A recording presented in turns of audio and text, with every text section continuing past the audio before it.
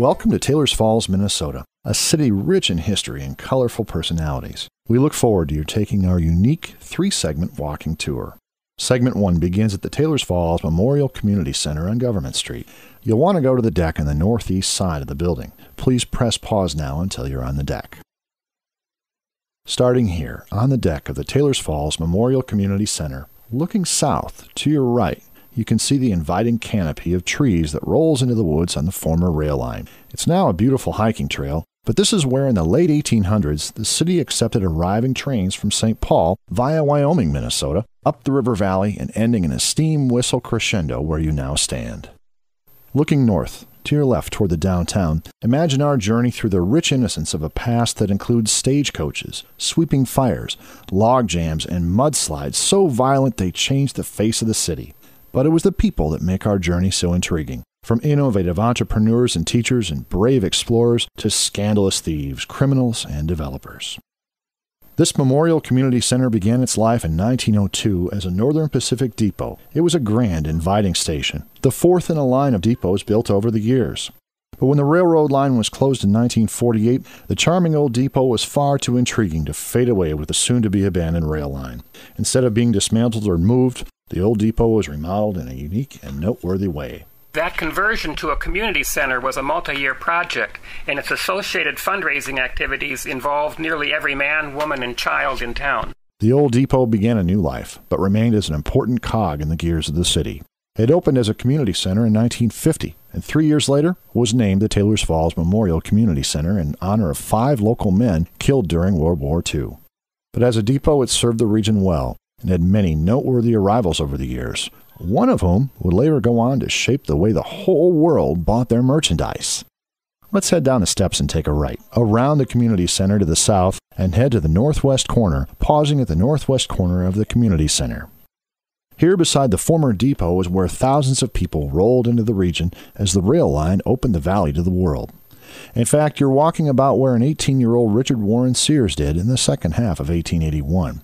Sears spent about 6 months as a depot agent in an earlier depot, and just half a decade later, he would purchase a load of misshipped pocket watches to start his first venture in the retail business. He would eventually team up with his first employee, Alva Roebuck, in becoming the founders of Sears, Roebuck & Company 12 years later. That duo would later change the way the world bought everything from clothing to tools to a complete mail-order home, and many of those homes were even built in the same craftsman style as this former depot. Looking across the street to the west, you'll notice an area beside the old townhouse school. It's near where the sidewalk starts. It's where it used to be called Chillicoot Pass, which was a true shortcut trail to a hilltop and booming young neighborhood above. That funny-sounding name, well, it actually has its roots in Canada and Alaska, where several local men got swept up in the Klondike gold rush of the late 1890s, near Skagway, Alaska. And no, none of the men struck it rich, but they passed along a piece of that history and incorporated it into Taylors Falls folklore. Now, while the early settlers came from all over the Midwest and eventually the world, our journey begins before that, in early 1838, when the U.S. Congress ratified a treaty with the native Ojibwe, or Chippewa, Indians. Now, that treaty opened the rich St. Croix River Valley for pioneer settlers to the nation as it swelled west. It also led to the vast harvest of the virgin pine forests, which led to one of the most famous and striking events ever in this region, the famous log jams, which we'll discuss and address later. Stopping in time in the mid-1800s, well, the city looks only slightly like it does today, with rough dirt streets and less in the way of trees and brush. But we can picture a broad tapestry of architectural history so rich and well-preserved that people visit from across the world. Let's walk down the hill about halfway to the corner and pause by the railing. Standing here on Government Street, between the community center and the stop sign, is a fine spot to imagine Taylors Falls circa 1865. And as we dip into its intriguing past, remember that quite a few buildings in the city have been moved over the years.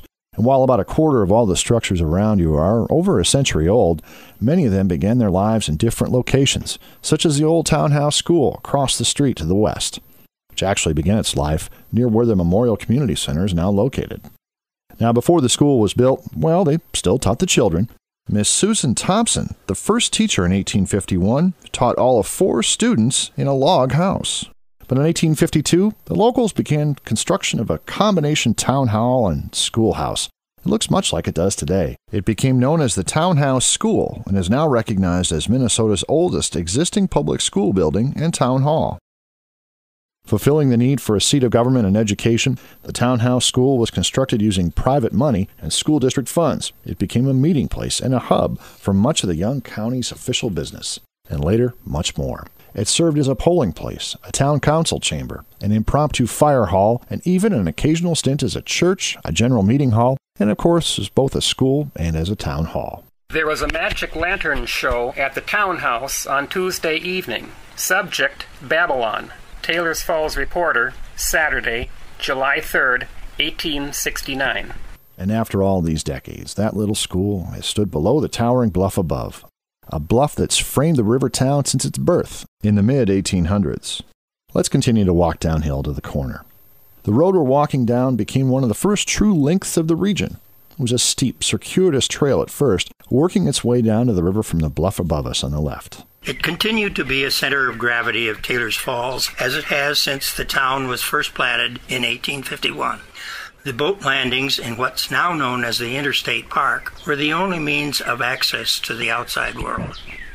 That first old trail was originally known as the Minnesota Territorial Government Road.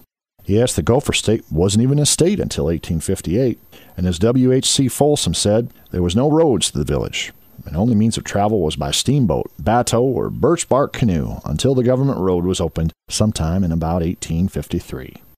So it was in 1853 that a rough government road was carved through the deep virgin forests and rough wooded countryside northward from near Hastings, up through Stillwater, to right above us at Taylor's Falls, and points northward to the port cities of Duluth and Superior. It was in 1856 when the first bridge was built, spanning the mighty St. Croix River into Wisconsin. With that bridge, now the world was fully open to the region, as the waterways made Taylor's Falls an apex of the area, by trail, river, and crossing. And near what's now U.S. Highway 8 began a long line of bridges, toll bridges until 1911. The last bridge, the one we use today, was built in 1955 and widened out 30 years later. But two of those earlier bridges were built of iron, and it was quite a task to paint such a structure. That area near the base of the city has long been a true crossroads, both of the region and of the river. The city was becoming occupied by New England settlers from New York State, Vermont, Delaware, Maine, and even west of Pennsylvania. And many of the local architectural styles reflect that East Coast Yankee influx, with the Greek Revival styles, with its white clapboard siding and 6-pane window sashes, and glazed sidelights framing transom windows on the doorway. That New Englandish style also led to a pattern where the main house was connected through a series of outbuildings to the barn. No need to go outside during cold winters with deep snow. There are several examples in Taylor's Falls of that style, a pattern neatly captured in a children's play jingle. Big house, little house, back house, barn. You can almost hear the jump rope. As we walk through the city, you should take note of that style and of the trim or gingerbread that frames many of the buildings and homes, and how they reflect some of that early Eastern influence. While later, the river and the eventual rail line opened the world to the city at the base of the falls above, various European and Scandinavian influences became prominent. But the river was always the key, both for the Ojibwe and Dakota tribes that lived around the valley, and later for the French trappers and settlers who began the early Fort St. Croix, maybe back as far as 1700. The evidence of those early French traders and trappers remained as foundations of Fort St. Croix, confirmed as far back as 1851 when the lower town was being developed. Which brings us back to the river, and back to about 1838, when two men, Benjamin Baker and Jesse Taylor, began construction of a mill complex, utilizing much of that vast supply of lumber that graced the terrain. That mill construction also included a double log cabin, which was later split in two and moved for road construction. With that small settlement and commitment to this spot below the bluff began a tapestry of stories, successes, failures, and tragedy that continues to warrant study today. In fact, half of that original Baker-Taylor cabin was destroyed in an 1866 fire, while the other half, well, it survived and remained as part of the first true permanent commerce and settlements of the area, at least until a sweeping 1902 fire downtown that claimed some of the oldest structures of the day. That original cabin was one of many casualties from that sweeping massive blaze that destroyed 19 primary buildings and many secondary structures as well, and it forever changed and scarred the face of Old Taylor's Falls. Across the street to the west on the left sits the old jailhouse, and beside it the Schottmuller Trump building, which we'll get to in a moment. But for now, we're in the mid-1840s, and it was around that time that the city began to blossom around us. It was in 1846 that Baker and Taylor's original claim was sold to Joshua L. Taylor, who was not related to Jesse Taylor. The whole of Baker and Taylor's land holdings went for $200. Joshua Taylor and his brother Nathan C.D. Taylor officially preempted the town site, but it was not until 1851 that the first plat of the town site was surveyed. It is at this time that the young settlement was first officially designated Taylor's Falls. The young city began to grow with the collision of transportation in the 1850s. Immigrants from several nationalities and European countries used the St. Croix River as a highway for settlement, eventually making the city of Taylor's Falls not only a last stop for the river, but a true gateway of immigration. The city was made somewhat famous when Willem Moberg used some of those original Swedish immigrants from around 1851 to help mold and shape the rich characters and framework for his novels, The Immigrants, Onto a Good Land, The Settlers, and The Last Letter Home. While this was the beginning of a vibrant young town at the crossroads in the mid-1800s, it was also the start of areas to the west of here, as the county of Chisago was first established at that same time in 1851. You could even say that Chisago County began right near here, with the very first election of county officers at the original Chisago House Hotel. It was built the same year and was torn down a century later in the 1950s. But it all began right here in the corner, where in 1852 those early commissioners voted to designate Taylor's Falls as the county seat, which it remained until 1865. As with any blossoming young river town in the pioneer era, full of active trappers, settlers, lumbermen, and the like, and the services they fed and needed as support, with that came the eventual need to administer justice on occasion, and hence the need for an actual jailhouse. A regular knock-down and drag-out row occurred at the Cave Saloon last Tuesday night.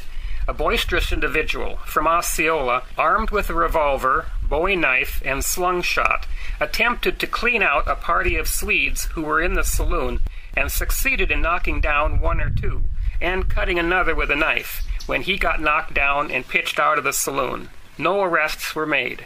Taylor's Falls Reporter, March 3, 1871. Yes, it was a vastly different era, and while events like these were rare, it's easy to forget how the city developed a personality not unlike the people who made their little marks in the sidewalks of history. The old jail was constructed in 1884 and was originally planned to be built out of stacked 2x6-inch rough lumber, 16 by 24 feet across. But in a money-saving move, the plan changed to walls of stacked 2x4s instead.